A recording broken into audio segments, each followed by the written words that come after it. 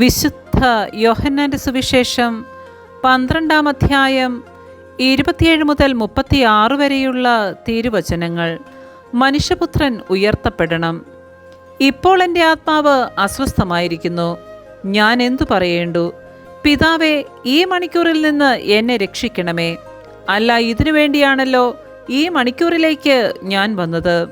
പിതാവേ, അങ്ങയുടെ നാമത്തെ മഹത്വപ്പെടുത്തണമേ. അപ്പോൾ സ്വർഗത്തിൽ നിന്ന് ഒരു സ്വരമുണ്ടായി, ഞാൻ മഹത്വപ്പെടുത്തിയിരിക്കുന്നു, ഇനിയും മഹത്വപ്പെടുത്തും. അവിടെ നിന്നിരുന്ന ജനക്കൂട്ടം ഇത് കേട്ടിട്ട് ഇടിമുഴക്കമുണ്ടായി എന്ന് പറഞ്ഞു. എന്നാൽ ചിലർ, ഒരു ദൂതൻ അവനോട് സംസാരിച്ചു എന്ന് പറഞ്ഞു.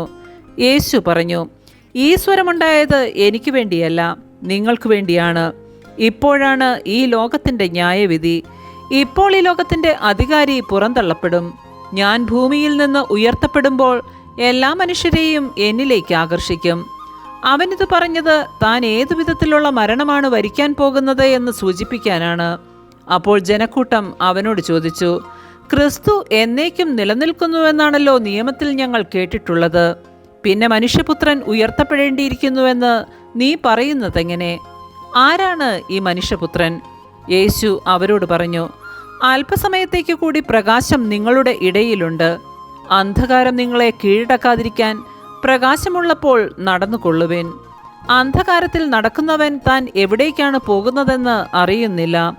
നിങ്ങൾ പ്രകാശത്തിൻ്റെ മക്കളാകേണ്ടതിന് നിങ്ങൾക്ക് പ്രകാശമുള്ളപ്പോൾ അതിൽ വിശ്വസിക്കുവിൻ. നമ്മുടെ കർത്താവായ മിശിഹായ്ക്ക് സ്തുതി.